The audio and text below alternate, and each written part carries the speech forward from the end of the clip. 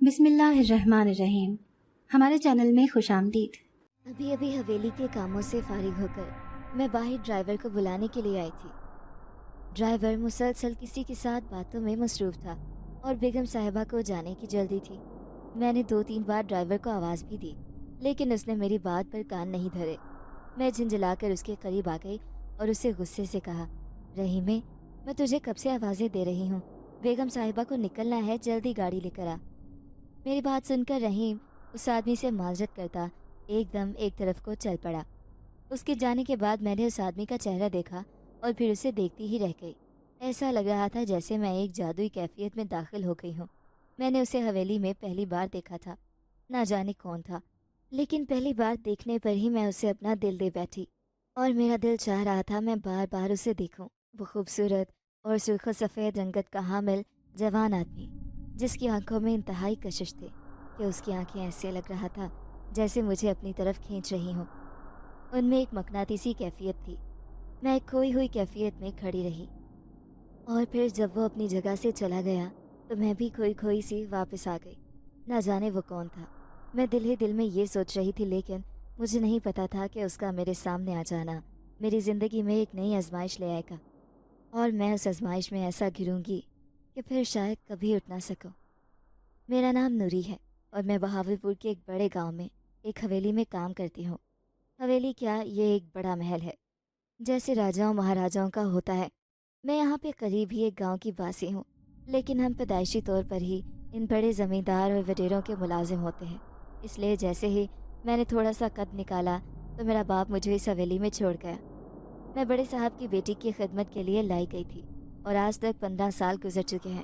میں اسی حویلی کی مقیم ہوں، یہاں پہ ملازمہ ہوں۔ میں حویلی کے چپے چپے سے واقف ہوں۔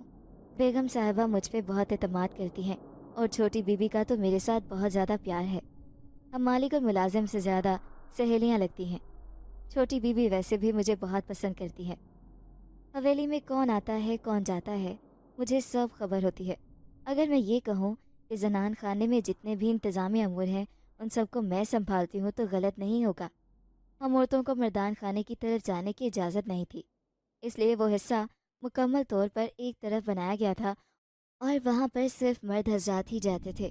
میں بس کبھی باہر ڈرائیور کو بلانے کے لیے آتی تھی، کیونکہ جب بھی بیوی نے نکلنا ہوتا تو ڈرائیور کو گاڑی زنان خانے کے آگے لانے کا حکم تھا اور یہ کام میں ہی انجام دیتی تھی۔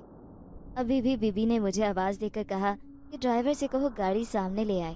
میں بیوی کے کہنے پر ڈرائیور کو بلانے کے لیے آئی تھی، لیکن بار بار آوازیں دینے پر جب رحیم نے میری بات نہیں سنی تو میں اس کے قریب چلی گئی۔ لیکن مجھے کیا خبر تھی کہ رحیم کے پاس جو کھڑا ہے وہ مجھے اپنا سیر کر لے گا، میرا اندر خالی کر دے گا۔ اس کو دیکھ لینے کے بعد میں اب پہلے والی نوری نہیں رہی تھی، میرا اندر بدل چکا تھا۔ میں کھوئی کھوئی کیفیت میں واپس لوٹ آئی۔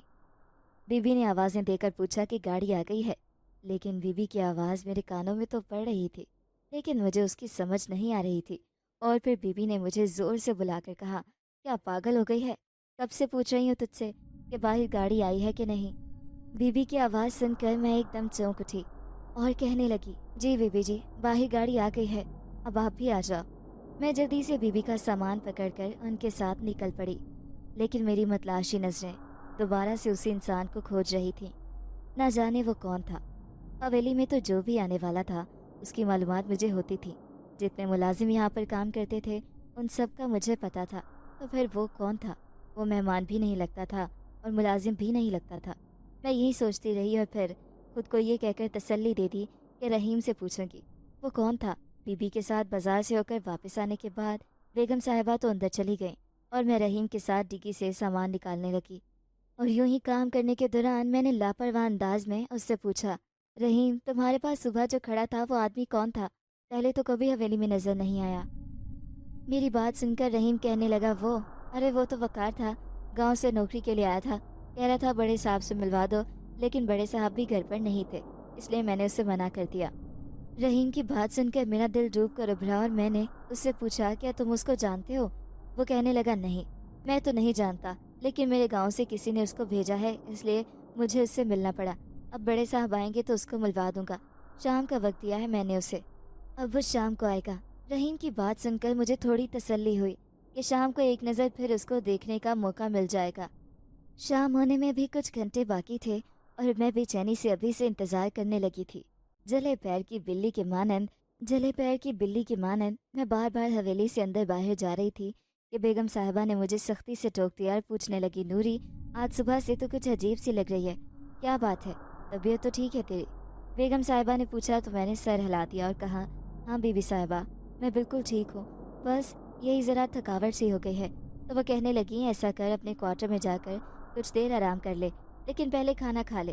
बेगम साहिबा के मेरा इतना ख्याल रखने पर मेरी आंखें भर आईं। मैं अपना खाना लेकर क्वार्टर की तरफ चल दी। मेरा ख्याल था कि कुछ देर आराम करके वापस आ जाऊंगी, लेकिन वहाँ बैठकर भी मुझे बार बार उसी का ख्याल आ रहा था। मैं उसी को सोचती जा रही थी। उसका नाम वकार कितना खूबसूरत होता है।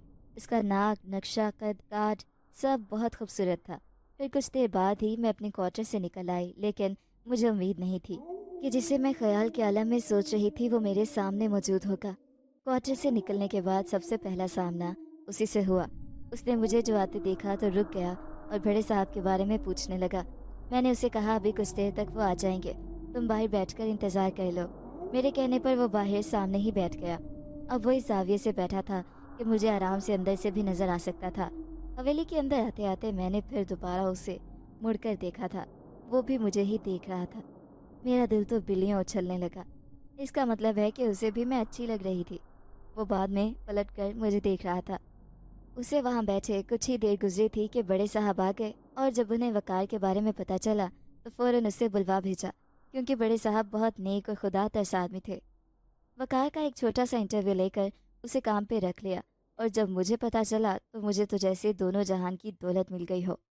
अब अक्सर ये होने लगा था कि मेरे हवेली आते जाते उससे मुलाकात होने लगी। वो भी जैसे मेरे इंतज़ार में रहता था और फिर हम काफ़ी देर एक दूसरे से बातें करते रहते, जिसमें ज़्यादातर तो मैं ही बोलती थी। वकार ज़रा कम गो था, लेकिन मैंने अक्सर नोट किया था कि मैं जब भी उसके बारे में पूछती तो वो बहाने से मेरी बात टाल देता, जबकि मैं उसके साथ अपनी हर बात शेयर करती थी। लेकिन अपने बारे में सवाल पर वो मुझे कुछ ना बताता। उन्हीं दिनों में हवेली में एक अजीब वाक़या हुआ। जाने कहाँ से एक सांप हवेली में घुस आया। सारी हवेली छान मारी, लेकिन सांप का कुछ पता ना चल सका। सारे मुलाजिम उसे ढूंढने पर लगे हुए थे। बेगम साहिबा उससे बहुत डरती थीं, इसलिए बड़े साहब का हुक्म था कि जब तक सांप नहीं मिल जाता तब तक चैन से मत बैठना। लेकिन बेगम साहिबा का चीख चीख कर बुरा हाल था। हर जगह सांप को तलाश कर लिया गया, लेकिन इसकी कोई खबर नहीं मिली। बड़े साहब ने गांव से सपेरा बुलवा लिया। कहते हैं कि वो अपनी जादुई ताकत से हर तरह का सांप काबू में रखने का हुनर रखता है। सपेरे ने आते ही अपना काम संभाल लिया और बीन बजाना शुरू कर दिया। सांप तो अभी बाहर नहीं निकला था, लेकिन वहाँ पर मौजूद वकार की तबीयत खराब होना शुरू हो गई। उसको एकदम पसीने आना शुरू हो गए और ऐसे लग रहा था जैसे उसको कुछ हो रहा हो या जैसे कोई नशा टूट रहा हो। बार बार कभी अपने हाथ को पकड़ता, कभी टांग को, कभी जिस्म के ऊपर हाथ रखता। मैं बगौर वकार की तरफ देख रही थी, लेकिन उसकी कैफियत मुझे समझ नहीं आ रही थी, इसीलिए मुझे परेशानी हो रही थी। अभी बीन बजाते हुए कुछ देर गुजरी के कमरे से एक सांप रिंग रिंग कर बाहर निकलता दिखाई दिया। सपेरे ने बीन बजाना जारी रखा और कुछ ही देर में सांप को काबू में कर लिया। बड़े साहब ने सपेरे को काफ़ी इनाम से नवाजा। मैंने दोबारा वकार की तरफ देखा। अब वो पहले से काफ़ी बेहतर था। वो गहरे गहरे सांस भर रहा था, जैसे उसने बहुत मुशक्क़त का काम किया हो, लेकिन उसकी हालत अब काफ़ी बेहतर थी। न जाने उसे क्या हुआ है। मैं दिल ही दिल में ये सोचते हुए अंदर बढ़ गई। मेरा ख्याल था कि बाद में उससे पूछ लूँगी, लेकिन फिर मुझे फुर्सत ही ना मिली और जब मैं कामों से फारिग हुई तो 12 बज चुके थे। मैं अपने क्वार्टर में आकर लेट गई। अभी नींद आंखों से कोसों दूर थी। हालांकि मैं बहुत थकी हुई थी, लेकिन बार बार जहन में वकार का ख्याल आ रहा था। मैं उन्हीं ख्यालों में गुम थी कि इतने में ऐसा लगा जैसे मेरे कमरे के बल्ब की रोशनी तब्दील हो गई है। बल्ब की रोशनी पहले सफ़ेद रंग की थी और अब वो एकदम सुनहरे रंग में तब्दील हो गई और आहिस्ता आहिस्ता वो रोशनी तेज़ होने लगी। रोशनी के तेज़ होने के कुछ देर के बाद ही कमरे में एक सांप चला आया। मैं घबरा कर उठ गई। करीब था कि मैं चीखने लगती। उस सांप में से आवाज़ आई, डरो मत, मैं तुम्हें कोई नुकसान पहुंचाने नहीं आया हूँ। सांप की आवाज़ सुन के मैं तो और ज़्यादा डर गई। मुझे यकीन ही नहीं आ रहा था कि ये सांप भी बोल सकता है, लेकिन ऐसा ही था। वो आवाज़ उस सांप के अंदर से ही आ रही थी। मैं एकदम घबरा कर उठ गई और पीछे दीवार के साथ लग गई। मैं फटी फटी निगाहों से सांप की तरफ देख रही थी। वो सांप बड़ी गहरी निगाहों से मुझे देख रहा था और फिर मुझे कहने लगा, तुम मुझे अच्छी लगती हो, अपना ख्याल रखा करो। मैं यहीं पे तुम्हारे आसपास हूँ। जब भी तुम पुकारोगी मैं तुम्हें मिलने के लिए आऊँगा। सांप की बात से मेरी आंखों में हैरत उतर आई और मैं खौफ और हैरत की वजह से कुछ बोल ही नहीं पाई, लेकिन वो अपनी बात पूरी करके चला गया। मुझे अभी तक यकीन नहीं आ रहा था कि मैंने यहाँ पे सांप देखा था और वो सांप बोल भी रहा था, मुझसे बात कर रहा था। उस सांप के जाने के फौरन बाद वो रोशनी दोबारा सफ़ेद रंग की हो गई थी। मैं हैरत से अपने कमरे की तरफ देख रही थी, लेकिन अब एक बात तो तय है कि अब मुझे यहाँ पर नींद नहीं आनी थी। वो सारी रात मेरी आंखों में कट गई और मैं जो पहले वकार को सोच सोच कर खुश हो रही थी, अब इस सांप के बारे में सोचकर परेशान और खौफजदा हो रही थी। सारी रात तो यूं ही आंखों में कट गई थी, इसलिए मैं सुबह जल्दी हवेली की तरफ चली आई। बड़ी बेगम साहिबा ने देखा तो पूछने लगी, क्या हुआ नूरी, तेरी तबीयत तो ठीक है, तेरा चेहरा इतना उतरा हुआ क्यों है? बड़ी बेगम साहिबा की बात सुनकर मैंने कुछ नहीं कहा, क्योंकि अगर मैं उन्हें सांप का बता देती तो या तो वो मेरी बात पे यकीन न करती या फिर वो दोबारा घर में एक हंगामा मचा देती और सारा दिन सांप ढूंढने में लग जाता। तहाँ मैंने उन्हें यही कहा कि मैं ठीक हूँ। वैसे ही रात नींद अच्छी तरह नहीं आई थी, लेकिन मुझे मालूम था कि मैं अंदर से ठीक नहीं थी। मेरे दिल में खुदबुद सी मची हुई थी। मुझे वकार से मोहब्बत हो गई थी, लेकिन वो सांप न जाने क्यों मेरे पीछे पड़ गया है। एक दो दिनों में ज़िंदगी जैसे बदल सी गई थी। वकार का ख्याल आते ही मैंने बाहर की तरफ नज़र दौड़ाई, लेकिन मुझे वो कहीं नज़र नहीं आया। शायद किसी काम से बाहर गया हो। यही सोचकर दिल को तसल्ली देती मैं किचन की तरफ चली आई और अपने हिस्से का काम निपटाना शुरू कर दिए। किचन के कामों से मैं जैसे ही फारिग हुई तो बड़ी बेगम साहिबा का पैगाम मौसूल हुआ। उन्होंने अपने कमरे में बुलवाया था। मैं हैरान होती हुई उनके कमरे की तरफ बढ़ी, क्योंकि बड़ी बेगम साहिबा बहुत कम अपने कमरे में पाई जाती थी, ज़्यादातर गोल कमरे में आकर बैठ जाती हैं। मैं उनके कमरे की तरफ चली गई। देखा तो बड़ी साहिबा बेड पर काफ़ी सारे रेशमी कीमती लिबास फैलाकर बैठी हुई थी और पास ही कुछ जेवरात के डब्बे पड़े थे। मैं एक शौक और तजस्सुस से फ़ौरन आगे बढ़ी। कितना प्यारा लिबास है और काम भी कितना नफीस हुआ है। मैंने एक जोड़े के ऊपर हाथ फेरते हुए उसकी मुलायमत महसूस करते हुए बीबी साहिबा से कहा, तो वो मुस्कुराते हुए कहने लगी, हाँ, ये मैंने तेरी छोटी बेबी की शादी के लिए तैयार करवाए हैं, देख के बता कैसे हैं। तो मैं एक एक जोड़ा बड़े शौक और इश्तियाक से देखने लगी। ये सब तो बहुत कमाल के हैं। मैंने खुले दिल से तारीफ़ की, और बहुत महंगे लग रहे हैं। मैंने कहा तो बेगम साहिबा कहने लगी, हाँ, ये सारे के सारे डिज़ाइनर जोड़े हैं और आज ही बनकर आए हैं, तो अब इन्हें संभाल कर रख दे। मैंने बीबी की बात पर अमल करते हुए कपड़े पैक करने शुरू कर दिए और मसरूफ़ से अंदाज में उनसे पूछा कि छोटी बीबी की शादी कब है और कहाँ है। तो बेगम साहिबा बताने लगी कि कल उसकी शादी के सिलसिले में ही कुछ लोग घर पर आ रहे हैं। रिश्ता तकरीबन पक्का है, तुम्हारे बड़े साहब के मिलने वाले हैं, उनका बेटा है, बाहर से पढ़कर आया है, तो मैंने उसी सिलसिले में तुझे बुलाया है कि आज से ही तैयारियां शुरू कर दे और कल किसी भी चीज़ की कोई कमी नहीं होनी चाहिए। बेगम साहिबा ने ताकीद करते हुए मुझे कहा, तो मैंने खुशी खुशी उनकी बात पर सर हिला दिया। उनसे कामों की लिस्ट लेकर बाहर चली आई। सारे मुलाजमों के सुपुर्द उनके काम किए और ख़ुद अपने कामों की तरतीब बनाई कि इतने में वकार चला आया। उसे देखकर मेरे दिल की धड़कन तेज़ हो गई और जैसे सारा खून चेहरे पर सिमट आया हो। बड़ी बेगम साहिबा कहाँ हैं? उनका कुछ सामान आया है, उन्हें पहुंचाना है। वकार ने अदब से कहा, तो मैंने उसे कहा कि सामान मुझे दे दो, मैं खुद उन तक पहुंचा दूंगी, उनसे मिलने का हुक्म नहीं है। मेरी इस बात पर उसने सर हिला दिया और बड़ी बेगम साहिबा का सामान लाकर मुझे पकड़ाया, लेकिन सामान पकड़ाते हुए उसके हाथों की उंगलियां मेरे हाथों से मस हुईं। तो ऐसे लगा जैसे जिस्म में एक करंट सा दौड़ गया हो, जैसे एक फरीरी सी पूरे जिस्म में दौड़ गई हो। मैं एकदम घबरा कर पीछे हट गई और वकार की आंखों में देखा। वकार के चेहरे और आंखों का रंग सुनहरा हुआ था। ऐसा मैंने पहले कभी नहीं देखा। कुछ अजीब सा था, कुछ अनोखा सा एहसास हो रहा था। मैं एकदम घबरा कर पीछे हट गई और वकार से सामान लेके उसे जाने दिया। वकार के जाने के बाद मैंने उस हाथ को सामने किया जो वकार के साथ मस हुआ था।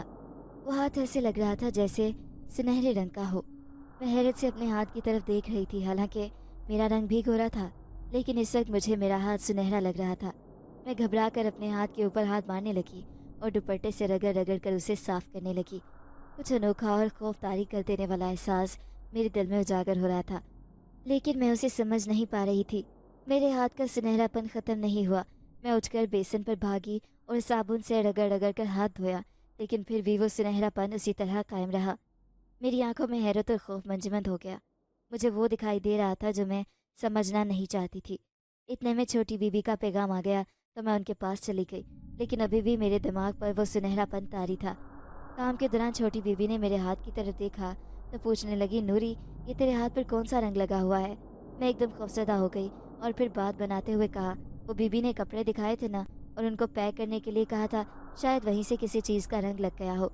छोटी बीबी मेरे बहाने से मुतमईन हो गई और अपने कपड़े निकाल के मुझे इस्त्री करने के लिए दे दिए। मैं तो पहले ही वहाँ से निकलने का बहाना सोच रही थी। फ़ौरन कपड़े पकड़े और बाहर आ गई। दिमाग में एक झंझलाहट सी तारी थी। वकार का वजूद मुझे बहुत पुरस्कार सा लग रहा था। मैं वकार के बारे में सोचती कपड़े इस्त्री कर रही थी कि इतने में मुझे अपने करीब से सरसराहट की आवाज़ आई। मैं डर गई और इतना घबरा गई कि इस्त्री मेरे हाथ से छूटते छूटते बची। मैंने देखा तो मेरे पैरों के पास एक बड़ा सा नाग फन फैलाए खड़ा है। उस नाग में एक अजीब सा सुनहरापन था। उसका रंग सुनहरे और स्याह के इम्तजाज से बना हुआ था। उसे देखकर मैं घबरा गई और पीछे की तरफ हटी, लेकिन वह नाग बदसतूर मेरी आंखों में देख रहा था। मुझे उसकी आंखें बड़ी जानी पहचानी सी लगी। एक जाना पहचाना सा एहसास उसकी आंखों में उजागर हो रहा था, लेकिन अपने डर की वजह से मैं उसको समझ नहीं सकी और बेहोश होकर गिर गई। मुझे नहीं मालूम कि मैं कितना वक्त बेहोश रही, लेकिन जब मुझे होश आया तो मैंने देखा कि मैं अपने क्वार्टर में मौजूद हूँ और हवेली की एक मुलाजिमा मेरे पास बैठी हुई है। मुझे होश में आता देखकर उसने मुझे पानी पिलाया और मेरे करीब ही बैठ गई। 2 घूंट पानी भरने के बाद मैंने उससे पूछा, मुझे क्या हुआ था, मैं यहाँ पर कैसे आई? मैंने अपने दुखते हुए सर को दोनों हाथों में थाम कर उससे पूछा तो वो कहने लगी, तुम हवेली में बेहोश पड़ी थी। डॉक्टर को बुलाया तो पता चला तुम्हारा बीपी लो है, तो वो तुम्हें टीका लगाकर चला गया था। बीबी साहिबा के हुक्म के मुताबिक मैं तुम्हें यहाँ ले आई। मैंने सुनकर सर हिला दिया और दोबारा लेट गई। मैं उस वाक़े को सोचना नहीं चाहती थी, लेकिन लेटते ही मुझे आज के वाक़े की सारी जुज़ियात याद आने लगी और फिर एकदम मैं चौंक उठी। मुझे याद आ गया उस नाग राजा की आंखें बिल्कुल वकार की आंखों से मिलती थीं। दोनों की आंखों में एक ही एहसास था, एक ही जैसा सुनहरापन था। ये ख्याल आते ही मैं बहुत घबरा गई और चोर नज़रों से अपने करीब बैठी मुलाजिमा की तरफ देखा कि कहीं उसने मेरा ख्याल तो नहीं पढ़ लिया, लेकिन नहीं, वो भला कैसे मेरा ख्याल पढ़ सकती थी। वो खुद उस वक्त नींद के नशे में धुत थी। मैंने उसे बुलाकर कहा कि मैं अब ठीक हूँ, तुम अपने क्वार्टर चली जाओ। वो भी जैसे इसी इंतज़ार में थी फ़ौरन उठकर चली गई। मैं अब उस क्वार्टर में तन्हा थी, इसलिए मेरी सोचों का धारा बार बार कभी उस नाग की तरफ चला जाता और कभी वकार की तरफ। मैं अजीब सी कश्मकश में मुब्तला हो चुकी थी। जो मुझे नज़र आ रहा था मैं उस पर यकीन नहीं कर पा रही थी कि अचानक इतनी देर में मेरे कमरे में सुनहरापन फैलना शुरू हो गया और कुछ ही लम्हों के बाद मुझे सरसराहट सी सुनाई थी।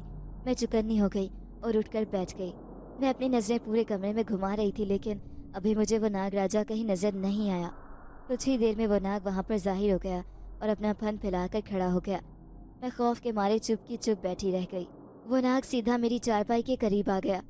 खौफ और घबराहट के मारे मेरा बुरा हाल था, लेकिन जैसे ही वो बिस्तर के करीब आया तो वो नाग एकदम वकार की शक्ल इख्तियार कर गया। मैं फटी फटी निगाहों से उसकी तरफ देखने लगी और फिर एक चीख के साथ उठ बैठी। मेरा सारा जिस्म पसीने से शराबूर था और कमरे में अजीब सी घुटन ज़दा फिजा फैली हुई थी, जिसके साथ एक पुरस्कारियत महसूस हो रही थी। मैंने कमरे में निगाह घुमा कर देखा, लेकिन वहाँ कुछ नहीं था। मैंने चंद गहरे सांस भरे और शुक्र अदा किया कि ये सिर्फ एक ख्वाब था, लेकिन मुझे नहीं मालूम था कि ये ख्वाब आगे जाकर हकीकत का रूप इख्तियार करेगा और बाकी की सारी रात मेरी आंखों में ही कट गई। लेकिन उस ख्वाब का असर मेरे साथ जुड़ा रहा। मैं सुबह जब हवेली जाने लगी तो सामने मुझे वकार नजर आया। उसे देखते ही मुझे रात वाला ख्वाब याद आ गया और फिर नाग और उस नाग का वकार बन जाना याद आ गया। मैंने अपने ख्याल से एक झुरझुरी ली और जल्दी से अंदर चली गई। हालांकि वकार मेरी तरफ मुंतज़िर नज़रों से देख रहा था कि शायद मैं कुछ देर वहाँ रुक जाऊँ, उससे बातचीत कर लूँ। शायद वो मेरी तबीयत पूछना चाहता था, लेकिन मैं वहाँ पर रुकी नहीं और सीधी अंदर चली गई। आज हवेली में वैसे भी काम ज़्यादा था। छोटी बीबी के रिश्ते के सिलसिले में लोग आ रहे थे, इसीलिए मुझे सारा दिन सर खुजाने की भी फुर्सत ना मिली। इस दौरान वकार भी कई बार हवेली में आ जा चुका था। मेहमानों के आने का भी वक्त हो गया था। हमारी तैयारी भी मुकम्मल थी। मैं कुछ देर आराम की नीयत से क्वार्टर चली गई, लेकिन मेरे अंदर दाखिल होने के 5 मिनट बाद क्वार्टर का दरवाज़ा किसी ने खटखटाया। मैं बेजारी से उठी क्योंकि मुझे लग रहा था शायद हवेली की तरफ से पैगाम है, लेकिन ये देखकर मेरी हैरत की इंतहा न रही कि दरवाजे पर वकार खड़ा था। वकार मेरी तबीयत का पूछने आया था। मैंने नज़र उठाकर उसे देखा तो बस एक लम्हे के बाद ही उसके चेहरे से जैसे कोई साया गुजरा हो। उसका चेहरा और नाक का चेहरा जैसे एकदम आपस में मिक्स हो गए हों। मैंने ज़ोर से आंखें झपकाईं, लेकिन अभी भी मुझे यही नज़र आ रहा था। میں نے خوفزدہ ہوتے ہوئے دروازہ زور سے بند کر دیا، لیکن میں کیا کرتی؟ میں نے اس کے چہرے پر جو دیکھا وہ بالکل سچ تھا، اور وہ منظر میری آنکھوں سے اوجھل نہیں ہو پا رہا تھا۔ وہ منظر بار بار میری نگاہوں کے سامنے آ جاتا اور میرا دل خوف میں مبتلا ہو جاتا ہے۔ میں نے جو کچھ دیر آرام کرنا تھا وہ بھی نہ کر پائی اور ویسے ہی واپس حویلی چلی گئی۔ میری بھی اب یہی کوشش تھی کہ میرا سامنا وقار سے نہ ہو، کیونکہ اس کے بارے میں میرے دل میں بہت سے شکوک و شبہات پیدا ہو رہے تھے۔ اس دن کے بعد سے میں نے وقار کو نظر انداز کرنا شروع کر دیا، حالانکہ میرے لیے یہ بہت مشکل تھا کیونکہ میں اس سے محبت کرنے لگی تھی، لیکن پھر بھی میں نے اپنے دل کی نہیں سنی۔ جہاں پہ وقار مجھے نظر آتا میں وہاں سے اپنا راستہ بدل لیتی یا پھر اسے نظر انداز کر کے آگے بڑھ جاتی۔ وقار کی مایوس نظریں میرا طواف کرتی رہتی اور پھر ایک دن اسے موقع مل گیا۔ ہوا کچھ یوں کہ بڑے صاحب کے رشتہ داروں میں شادی تھی، ساری حویلی کے لوگ وہاں پر گئے ہوئے تھے، گھر میں صرف وہی ملازم تھے۔ میں بھی حویلی کا کام ختم کر کے اپنے کوارٹر میں چلی آئی، کیونکہ میرا زیادہ تر واسطہ تو چھوٹی بی بی سے تھا، تو چھوٹی بی بی ساتھ گئی ہوئی تھی۔ میں نے سوچا کہ آج کچھ اپنے کوارٹر کے کام ختم کر لوں، اسی لیے جلدی واپس آ گئی۔ ابھی مجھے آئے ہوئے کچھ ہی دیر گزری تھی کہ کسی نے زور سے کوارٹر کا دروازہ کھٹکھٹایا۔ میں حیران ہوتی ہوئی اٹھ کھڑی ہوئی اور دروازہ کھولا تو دیکھا سامنے ہی وقار کھڑا تھا۔ اسے دیکھ کر میں گڑبڑا گئی، مجھے امید نہیں تھی کہ وہ یوں میرے کوارٹر چلائے گا۔ مجھے دیکھ کر وہ مسکرایا اور کہنے لگا، کیا ہم تھوڑی دیر بیٹھ کر بات کر سکتے ہیں؟ لیکن میں نے اسے انکار کر دیا اور زور سے دروازہ بند کر کے اندر چلی آئی۔ میرا دل تیز تیز دھڑک رہا تھا اور کچھ عجیب سا احساس ہو رہا تھا۔ مجھے تھوڑی سی پشیمانی بھی ہو رہی تھی کہ میں نے اس کے ساتھ بہت برا رویہ اختیار کیا، لیکن اب کیا کر سکتی تھی؟ اس کے علاوہ میرے پاس اور کوئی چارہ نہیں تھا۔ ابھی کچھ دیر ہی گزری تھی کہ میرے کوارٹر میں پھر سے سنہری روشنی پھیل گئی۔ سنہری روشنی دیکھ کر میں ڈر گئی اور مجھے پتہ چل گیا کہ کون آنے والا ہے۔ میں ایک دم اٹھ کر دیوار کے ساتھ لگ کر کھڑی ہو گئی۔ سنہری روشنی کے پھیلتے ہی کچھ دیر کے بعد کمرے میں ایک سرسراہٹ سی ہوئی اور ایک ناگ راجا رینگتے ہوئے چلتا آیا۔ میں اسے ہی دیکھ رہی تھی کہ اتنے میں اس ناگ راجا نے وقار کا روپ ڈھال لیا۔ میری آنکھیں حیرت اور خوف سے پھٹی کی پھٹی رہ گئیں۔ میں اسے دیکھتی ہی رہ گئی۔ وقار مجھے دیکھ کر مسکرایا اور کہنے لگا، نوری، تمہیں میری حقیقت بہت جلد پتہ چل گئی۔ تمہیں مجھ سے سچی محبت تھی، اسی لیے تم نے میرے اصل کو پا لیا، لیکن میں اب بھی تم سے محبت کرتا ہوں اور تمہارے ساتھ رہنا چاہتا ہوں، وقار نے محبت سے کہا۔ لیکن میں نے خوف کے مارے تھوک نکلتے ہوئے اسے کہا، کیا یہ ممکن ہے وقار؟ تم کسی اور قبیلے سے تعلق رکھتے ہو جبکہ میں ایک عام انسان ہوں، ہمارا ساتھ ممکن نہیں ہے۔ میں نے اس بات کو جلد سمجھ لیا تھا، اسی لیے پیچھے ہٹ گئی۔ حالانکہ میں تم سے پہلی نظر کی محبت کا شکار ہو گئی تھی، لیکن صرف اس وجہ سے میں پیچھے ہٹ گئی کہ ہمارا ساتھ ممکن نہیں ہے، میں نے آزادگی سے کہا۔ تو وقار کہنے لگا، ایسے مت کہو، تم چاہو تو ہم ساتھ رہ سکتے ہیں، شادی کر کے ایک گھر کو بسا سکتے ہیں، لیکن اس طرح مت کرو۔ لیکن ابھی نہیں، کچھ عرصے کے بعد ہم شادی کریں گے۔ ابھی مجھے اپنے مقصد کو پانا ہے، ابھی مجھے اپنا بدلہ پورا کرنا ہے، وقار نے نفرت سے کہا۔ اس کی بات پر میں ایک دم چونک اٹھی اور اس سے پوچھا، کیسا مقصد؟ کون سا بدلہ؟ وقار کی آنکھوں میں جیسے اس وقت خون اتر آیا ہو، آنکھوں کا سنہرا پن ختم ہو گیا تھا اور اس وقت وہاں پر بدلے کی آگ جل رہی تھی۔ ہاں، بدلہ، تمہارے بڑے صاحب اور بی بی صاحبہ سے بدلہ لینا ہے میں نے، اور دیکھنا بہت جلدی میں انہیں انجام تک پہنچاؤں گا، وقار نے اتنی نفرت سے کہا کہ میں کانپ اٹھی۔ اتنا کہہ کر وقار وہاں سے چلا گیا اور میں بے دم سی ہو کر بستر پر گر گئی۔ میں شدت سے رونے لگی۔ پہلی بار محبت کی تھی اور پہلی بار ہی انجام پہ رونا آیا۔ مجھے نہیں پتا تھا کہ وقار کے بدلے کے پیچھے کیا کہانی ہے، لیکن مجھے بڑے صاحب اور بی بی کی فکر ہو رہی تھی۔ نہ جانے وقار ان کے ساتھ کیا کرتا اور کس چیز کے بدلے کی بات کر رہا تھا۔ وقار سے جدا ہونے کا غم تھا یا پھر بڑے صاحب اور بی بی صاحبہ سے اس کی نفرت اور بدلے کی پریشانی تھی۔ میں شام تک تیز بخار میں پھنک رہی تھی۔ بخار کے باعث مجھ پر نیم بے ہوشی سی طاری تھی، میرا دماغ ہوش میں نہیں آ رہا تھا۔ میں اسی حالت میں پڑی رہی۔ نہ جانے کس وقت کوارٹر کا دروازہ کھٹکھٹایا گیا، لیکن مجھ میں اتنی ہمت ہی نہیں تھی کہ میں اٹھ کر دروازہ کھول دیتی۔ کچھ دیر دروازہ کھٹکھٹانے کے بعد مجھے ہلکی ہلکی آواز سنائی تھی، جیسے کوئی کہہ رہا تھا، دروازہ توڑ دو، اور پھر کسی نے زور سے دھکے مار کر دروازہ توڑ دیا اور اندر آ گئے۔ مکمل بے ہوش ہونے سے پہلے میں نے دیکھا کہ چھوٹی بی بی اور ان کے ساتھ دو گارڈ کھڑے تھے، اور پھر میں بے ہوش ہو گئی۔ جب مجھے ہوش آیا تو میں ہسپتال کے بستر پر پڑی ہوئی تھی اور میرے پاس حویلی کی ایک ملازمہ موجود تھی۔ میں نے خشک ہوتے ہونٹوں پر زبان پھیرتے ہوئے پانی مانگا تو اس نے میرے قریب بڑے جگ سے پانی ڈال کر مجھے پانی پلایا۔ میں کہاں پر ہوں اور مجھے کیا ہوا ہے؟ میں نے حیرت سے اس سے سوال کیا تو وہ کہنے لگی، تم اس وقت ہسپتال میں ہو، شدید بخار کے باعث تم پر غشی طاری ہو گئی تھی، ہسپتال لے کر آئے تھے، تمہارا بی پی بہت لو تھا۔ اس نے کہا تو میں چپ ہی رہی۔ اب بھی دماغ میں وقار، اس کا بدلہ اس کی محبت، سب کچھ گڑبڑ ہو رہا تھا۔ طبیعت پر ابھی بھی بہت نکاہت طاری تھی۔ مجھے 3 دن ہسپتال میں ہی لگ گئے اور پھر اسپتال سے ڈسچارج ہونے کے بعد میں حویلی آنے کے بجائے اپنے گھر چلی گئی۔ گھر آ کر بھی میری طبیعت اسی طرح ہی رہی، کیونکہ دھیان وقار کی طرف چلا جاتا اور کبھی حویلی کے مکینوں کی خیریت کی طرف چلا جاتا۔ مجھے ابھی تک یہی سمجھ نہیں آ رہا تھا کہ وقار اور حویلی کے مکینوں کا آخر کیا تعلق ہے۔ وقار کس چیز کا بدلہ ان سے لینا چاہتا ہے؟ ابھی میرا حویلی جانے کو دل نہیں کر رہا تھا۔ اماں مجھے روز پوچھتی، نوری اب تو ٹھیک ہے، اتنے دن ہو گئے ہیں تجھے یہاں پر آئے ہوئے، اب حویلی چلی جا۔ بیگم صاحبہ کو تنگی ہوتی ہوگی، لیکن میں اماں کی بات انسنی کر دیتی۔ میں وقار کی وجہ سے وہاں نہیں جا رہی تھی، میں کیسے اس کا سامنا کرتی؟ اس کو دیکھ کر میرے دل میں اس کی محبت امڑنے لگتی تھی، لیکن میں چاہتی تھی کہ اس کی محبت کا خاتمہ کر دوں۔ اور پھر ایک دن حویلی سے ڈرائیور آ گیا، کہنے لگا چھوٹی بی بی نے بلایا ہے، ضروری کام ہے، فوراً حویلی چلو۔ میں اسی وقت 2 جوڑے کپڑے رکھے اور اس کے ساتھ ہی حویلی واپس آ گئی۔ حویلی واپس آنے پر ایک خوشخبری میری منتظر تھی۔ چھوٹی بی بی کی منگنی طے ہو گئی تھی اور 2 دن کے بعد منگنی کی تقریب تھی۔ حویلی کے ہی لان میں انتظام کیا گیا تھا اور سارے ملازم منگنی کے انتظامات میں مصروف تھے۔ میں بھی اس چہل پہل کا حصہ بن گئی۔ گھر میں ایک رونق سی اتر آئی تھی۔ ابھی تک یہاں آنے کے بعد مجھے وقار نظر نہیں آیا تھا اور میں نے کسی سے اس کے بارے میں پوچھا بھی نہیں، لیکن پھر بھی میری منتظر نظریں اسی کو ڈھونڈ رہی تھیں اور پھر بالآخر مجھے نظر آ گیا۔ وہ بڑی بیگم صاحبہ کے ساتھ شہر شاپنگ کے لیے گیا ہوا تھا اور اب ان کے ساتھ ہی واپس لوٹا۔ اسے دیکھ کر جیسے دل میں ایک سکون سا اتر آیا۔ اس نے بھی مجھے دیکھا اور اس کی آنکھوں میں بھی مجھے محبت اور سکون نظر آیا۔ بہرحال یہ تو طے تھا کہ ہم ایک دوسرے سے محبت کرتے ہیں، لیکن اس محبت کا انجام طے نہیں تھا، اس کا انجام ابھی ہونا باقی تھا۔ 2 دن حویلی میں کیسے گزرے کچھ خبر نہ ہوئی۔ آتے جاتے وقار مجھے نظر تو آ جاتا، لیکن ابھی تک نہ اس نے مجھے مخاطب کیا تھا نہ میں نے اسے مخاطب کیا تھا۔ چھوٹی بیوی کی آج منگنی کی تقریب تھی۔ اس صبح سے ہی سارے ملازم اور گھر والے مصروف تھے۔ ایک افراتفری کا عالم پھیلا ہوا تھا۔ بڑی بیگم صاحبہ بکھلائی ہوئی سی پھر رہی تھی، کیونکہ ان کی اکلوتی اور لاڈلی بیٹی کی منگنی تھی اور وہ نہیں چاہتی تھیں کہ کسی بھی طرح کی کوئی کمی رہ جائے، اس لیے ہر ملازم کو مصروف کر رکھا تھا۔ منگنی کا وقت یوں تو رات کا تھا، لیکن صبح سے ہی ہر کوئی مختلف کاموں میں مصروف تھا۔ وقار کو بھی کچھ ذمہ داریاں سونپی ہوئی تھیں اور وہ انہی میں لگا ہوا تھا۔ شام تک ہر ملازم تھک کر چور ہو چکا تھا، لیکن سب چھوٹی بیوی کی خوشی میں خوش تھے۔ منگنی کی تقریب شروع ہوئی، مہمان سارے آ چکے تھے۔ لان میں ایسا سما تھا جیسے رات میں دن ہو گیا ہو، اتنی روشنی اور اتنی سجاوٹ کی گئی تھی کہ آنکھیں خیرہ ہو رہی تھی۔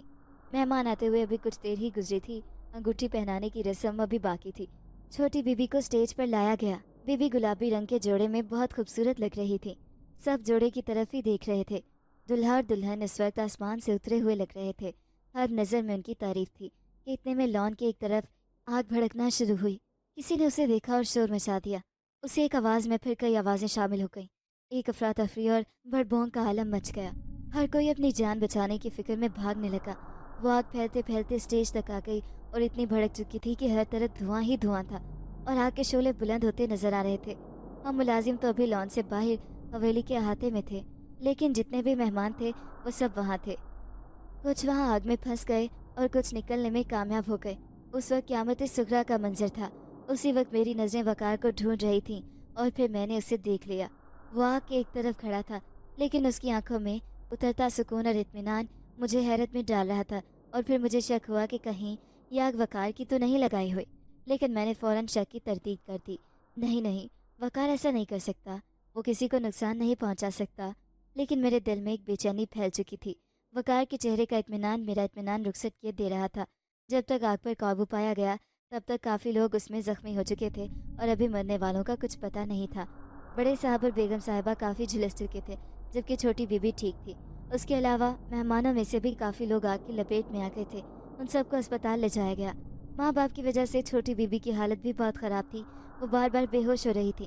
انہیں ان کے کمرے میں پہنچا کر اور سکون آور دوا دے کر میں باہر آ گئی۔ اس سارے واقعے سے نکلنے کے بعد میں نے وقار کو ڈھونڈا اور اسے جا لیا۔ مجھے دیکھ کر پہلے تو وقار حیران ہوا اور پھر سوالیہ نظروں سے میری طرف دیکھنے لگا۔ اس کا حیران ہونا بنتا تھا، کیونکہ اتنے دنوں سے میں اسے نظر انداز کر رہی تھی اور اب اچانک ایک دم سے اس کے سر پر جا پہنچی۔ میں نے بھی بغیر کسی تمہید کے اسے 2 ٹوک بات کی اور اس سے پوچھا، وقار، یہ آگ تم نے لگائی تھی؟ مجھے سچ سچ بتانا، مجھ سے جھوٹ بولنے کی کوشش مت کرنا۔ وہ چند لمحے میری آنکھوں میں دیکھتا رہا اور پھر کہنے لگا، ہاں، یہ آگ میں نے لگائی تھی اور آج میرا بدلہ پورا ہو گیا۔ اب تمہارے بڑے صاحب اور بڑی بیگم صاحبہ بچ نہیں سکیں گے، تم دیکھنا۔ وقار کے لہجے میں اتنی نفرت تھی کہ میں کانپ اٹھی، اور پھر اس سے کہا، یہ تم نے بہت غلط کیا وقار، کسی سے بدلہ لینے کا یہ طریقہ نہیں ہوتا۔ کیا تم مجھے بتا سکتے ہو کہ تم نے کس بات کا بدلہ لیا ہے؟ آخر ایسا کیا ہو گیا تھا جس کے لیے تم نے اتنے لوگوں کی زندگی کو داؤ پر لگا دیا؟ کیا تمہیں ذرا بھی اندازہ ہے کہ اس آگ میں کتنے لوگ زخمی ہو گئے اور کتنے مارے گئے؟ کیا تم اسے بدلہ لینا کہتے ہو؟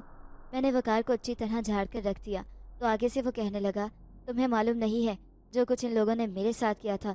اگر تمہیں علم ہوتا تو کبھی بھی یہ بات نہ کرتی۔ وقار نے کہا تو میں نے اس سے جواباً پوچھا، اگر مجھے علم نہیں ہے تو مجھے بتاؤ، کیوں تم نے اتنا بدلہ لیا ان سے؟ کیوں تم نے اتنے لوگوں کی زندگی داؤ پر لگا دی؟ میں نے وقار سے پوچھا تو اس نے کہنا شروع کیا، ہم اپنے گھر میں بہت خوش تھے، میں، میرے ماں باپ اور میرے بہن بھائی، مٹی کے اندر ہمارا گھر بنا ہوا تھا، ہم وہاں پہ سکون سے اپنی زندگی جی رہے تھے، ہمیں انسانوں سے کوئی لینا دینا نہیں تھا، نہ ہی ہم انہیں تب تک تنگ کرتے تھے جب تک کہ وہ ہمیں تنگ نہیں کرتے تھے، ہم سکون سے وہاں پر رہ رہے تھے کہ پھر ایک دن وہ جگہ تمہارے بڑے صاحب نے خرید لی اور انہوں نے وہاں پر اپنی فیکٹری لگانے کا سوچا۔ ان کی فیکٹری کی تعمیر کے دوران ہمارا گھر خراب ہو رہا تھا، کسی نے بڑے صاحب سے کہا کہ یہاں پر سانپوں کا گھر بنا ہوا ہے اور بڑے قیمتی سانپ یہاں پر رہ رہے ہیں، تو بڑے صاحب نے انہیں حکم دیا کہ ان سانپوں کو قید کر لو اور گھر کو گرا دو۔ میرے ماں باپ اس صورتحال سے بہت پریشان تھے اور وہ ہر قیمت پر اپنا گھر بچانا چاہتے تھے، لیکن ایسا ہو نہیں سکا۔ بڑے صاحب کے حکم کے مطابق انہیں قید کر لیا گیا اور ان کے گھر کو گرا دیا گیا۔ میں کسی طرح ان سے چھپ گیا تھا، اس لیے ان کی پکڑ میں نہیں آ سکا، جبکہ میرے ماں باپ اور بہن بھائیوں کو انہوں نے اسی چڑیا گھر میں قید کر دیا، جہاں پر بڑے صاحب نے اپنے بچوں کی تفریح کے لیے کچھ جانوروں کو قید کر رکھا تھا۔ اپنے ماں باپ کے آنسو میں روز دیکھتا اور ان کو وہاں سے چھڑانے کی کوشش بھی کرتا، لیکن میں انہیں وہاں سے نکالنے میں کامیاب نہ ہو سکا۔ میرے ماں باپ نے گھر کا صدمہ اپنے دل پر لے لیا تھا اور کچھ ہی عرصے کے بعد دونوں انتقال کر گئے اور میرے بہن بھائی بڑے صاحب کے ہی چڑیا گھر میں پلنے بڑھنے لگے۔ اپنے ماں باپ کے مرنے کے بعد میں نے اپنے دل میں اس بات کا عزم کیا تھا کہ میں بڑے صاحب سے بدلہ ضرور لوں گا اور انہیں اس بات کا احساس دلاؤں گا کہ اگر انہوں نے میرے ماں باپ کے ساتھ زیادتی کی تھی اور اب قدرت نے مجھے موقع دے دیا اور میں نے اپنا بدلہ لے لیا۔ یہ سب کہتے ہوئے وقار کی آنکھوں میں آنسو آ گئے اور آواز روحاں سی ہو گئی۔ مجھے اس کا دکھ بہت محسوس ہوا، لیکن میں اب اس کے لیے کچھ نہیں کر سکتی تھی۔ اس کے ماں باپ اس دنیا سے جا چکے تھے اور وقار اپنا بدلہ بھی لے چکا تھا۔ میں چپ چاپ وہاں سے اٹھ کر آ گئی۔ وقار کا دکھ مجھے اپنے دل پر محسوس ہو رہا تھا، لیکن وقار نے بھی جو کچھ کیا وہ ٹھیک نہیں تھا۔ چھوٹی بی بی کی حالت بہت خراب تھی، انہیں رہ رہ کر اپنے ماں باپ کی تکلیف یاد آتی تو وہ رونے لگتی۔ منگنی کی خوشیوں والا گھر ایک دم ایسے لگنے لگا جیسے کسی ماتم میں بدل گیا ہو۔ ہسپتال میں ملازمین کی ایک فوج تھی جو بڑے صاحب اور بڑی بیگم صاحبہ کی خدمت کے لیے تھے، لیکن ان دونوں کی حالت ابھی بہت خراب تھی۔ انہیں بند وارڈ میں داخل کر لیا گیا تھا اور وہ دونوں 80% جھلس چکے تھے۔ ڈاکٹروں نے کسی بھی قسم کی کوئی امید نہیں دلائی تھی، اسی وجہ سے چھوٹی بیوی کی حالت زیادہ خراب تھی اور آج 8 دن گزر چکے تھے۔ وہ دونوں ابھی تک اسپتال میں ہی تھے اور پھر وہ دن کسی قیامت سے کم نہیں تھا جب بڑے صاحب اور بڑی بیگم صاحبہ کی میتوں کو گھر لایا گیا۔ ساری حویلی غم میں ڈوبی ہوئی تھی۔ چھوٹی بیوی کے اوپر بار بار غشی تاری ہو رہی تھی، ہر آنکھ نم تھی، ہر چہرہ سوگوار تھا۔ ایسے میں صرف ایک ہی چہرہ پر اطمینان تھا اور وہ وقار کا چہرہ تھا۔ پہلی بار مجھے وقار سے نفرت سی محسوس ہوئی۔ اس نے اپنے بدلے کی آگ میں ایک پورا خاندان برباد کر دیا۔ حویلی میں 40 روز کا سوگ منایا جا رہا تھا۔ بڑی بیگم صاحبہ اور بڑے صاحب کے جنازے کے بعد سے وقار کہیں نظر نہیں آیا، شاید کہیں چلا گیا تھا۔ میں نے کسی سے اس کے بارے میں پوچھا بھی نہیں۔ میں ہر وقت چھوٹی بیوی کے پاس ہی رہتی، اپنے کوارٹر جانے کا بھی موقع نہیں ملتا۔ بیوی کی حالت اب کچھ بہتر تھی، لیکن ان کا زخم بہت گہرا تھا اور اس کو بھرنے میں بھی وقت لگنا تھا۔ ابھی 40واں گزرا ہی تھا کہ ایک دن وقار چلا آیا۔ میں اس وقت ابھی اپنے کوارٹر میں آئی ہوئی تھی اور تھوڑی دیر بعد ہی وہ آ گیا اور کہنے لگا، نوری، کب سے تمہارا انتظار کر رہا تھا، کتنے دن ہو گئے ہیں مجھے یہاں پر آئے ہوئے اور تمہارے انتظار میں بیٹھے ہوئے، لیکن تم سے بات کرنے کا موقع ہی نہیں مل سکا۔ میں تمہیں اپنے ساتھ لے جانے کے لیے آیا ہوں، میرے ساتھ چلو، ہم اپنی ایک الگ دنیا بساتے ہیں۔ وقار نے محبت سے اصرار کرتے ہوئے کہا، لیکن میں نے نفرت سے اسے جواب دیا اور کہا، وقار، میں تمہارے ساتھ کہیں بھی نہیں جاؤں گی، میں نفرت کرتی ہوں تم سے۔ تم نے جس طرح ایک خاندان برباد کیا ہے میں وہ کبھی نہیں بھلا سکتی۔ مجھے تم سے محبت تھی اور بہت شدید تھی، لیکن اب وہ محبت نفرت میں بدل چکی ہے۔ میں تمہارے ساتھ کہیں نہیں جاؤں گی اور تم بھی آئندہ کبھی میرے راستے میں مت آنا۔ میں اتنا کہہ کر باہر کی طرف بڑھ گئی، لیکن وقار نے میرا راستہ روک لیا اور کہنے لگا، نوری، میرے ساتھ یہ مت کرو، میں تمہیں اپنے ساتھ لے جانے آیا ہوں، تمہیں لے کر ہی جاؤں گا۔ وقار نے ضد بھرے لہجے میں کہا تو میں نے اس کا ہاتھ پیچھے ہٹاتے ہوئے سے کہا، وقار، اب یہ ممکن نہیں، تم صرف میری لاش ہی یہاں سے لے کر جا سکتے ہو، مجھے زندہ حالت میں تم اپنے ساتھ نہیں لے کر جا سکتے۔ میں نے بھی جواباً اسے اتنی ہی نفرت اور ضد سے کہا۔ وقار چند لمحے میرے چہرے پر دیکھتا رہا۔ میرے چہرے پہ نفرت پھیلی ہوئی تھی، جبکہ وقار کی آنکھوں میں میرے لیے محبت تھی۔ اور پھر وہ ہارے ہوئے انداز میں کہنے لگا، ٹھیک ہے، میں یہاں سے چلا جاتا ہوں اور آئندہ کبھی تمہارے راستے میں بھی نہیں آؤں گا، لیکن تم اس نفرت کو ختم کر دو۔ مجھے تمہاری محبت کی عادت ہے اور میں وہی محبت دیکھنا چاہتا ہوں۔